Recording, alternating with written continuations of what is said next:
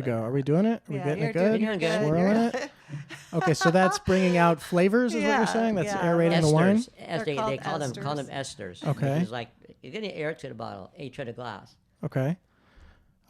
Yeah, Scott, you do it like a true professional. And actually, it's kind of funny. I don't know why I do this. I swirl it the wrong way. He does. I don't know why. Like I'm down under or something. How dare you, Scott, swirl your wine the wrong way? I always do this. For me, it feels weird to do it this way. To me, I just always done this. Yeah, I mean, it looks cool that way. It looks better that way. Whatever.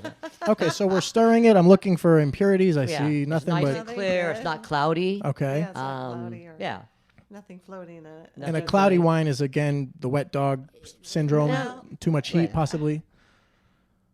Sour it grapes. could be an indicator that something is amiss, but really, then you want to put Smell? your nose in there. Okay. The whole nose? Yeah, just the tip of And the your nose. All right. Take a little smell.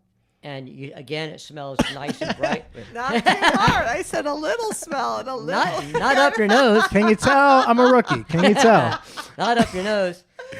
So basically, you're basically smelling it, looking for it smells nice and bright. Now, and I clean. do know this. You have to keep your mouth open while smelling it, correct? Yes, that's a good idea. All right. You should. Okay. I mean, you can. You can. Okay. I don't know. Either way, you Now, can what am also I- like run it around your gums. Okay. You know? So what am I looking for when I smell it? Because it Again, smells you're to me a little bit fruity. Is that? That's fine. That's Now, good. when you get more advanced, you try to name a fruit and a floral characteristic. See, how do you do that? How do I? Is it something that it takes you back? Maybe it's a memory. Like, Yes.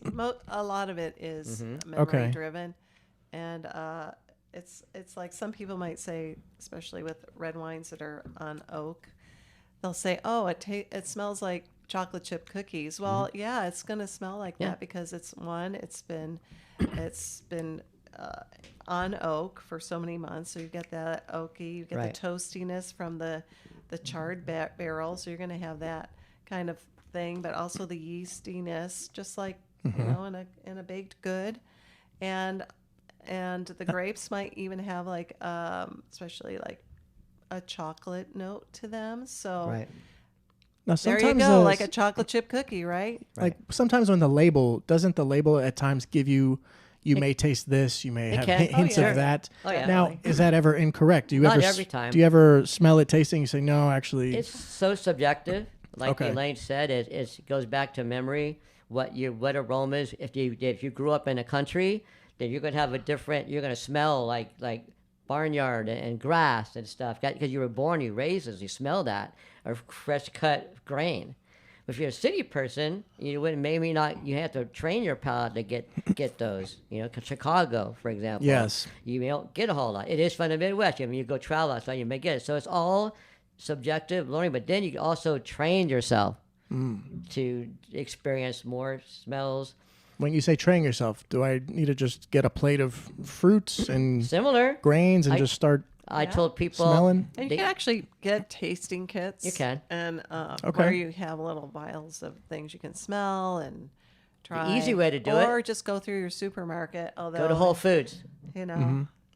So maybe be more in the moment when it comes to flavors, because I feel like a lot of times we just consume whether it's alcohol or food, and we're not even thinking about it. We're just eating it for the instant gratification of it. But if you actually zoom out and slow it down, maybe to savor those flavors, those smells, I'm assuming that's part of, or a lot of what. The cool thing about wine, which I never thought about this so many years ago, is to think about all the beverages: coffee, tea, milk, beer, martinis, vodkas.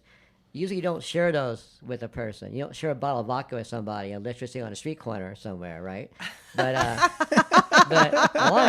wine is a social occasion. You share a bottle of wine with friends and great food. Absolutely. It's the only beverage I can think of that you don't share a beer with your buddy or your wife, or usually, unless a pitcher, but again, it's different. So it's the only thing I could think of that you do share a bottle of wine, and usually it's over a meal, it's amongst friends. I think it's more conducive and more convivial for groups to taste. It brings people together. If you ever gone to a wine tasting at a table, you don't know anybody. In the night, you'll know everybody at the table. Yeah. For It good really or does. bad. Yeah, you're right. It brings people together. And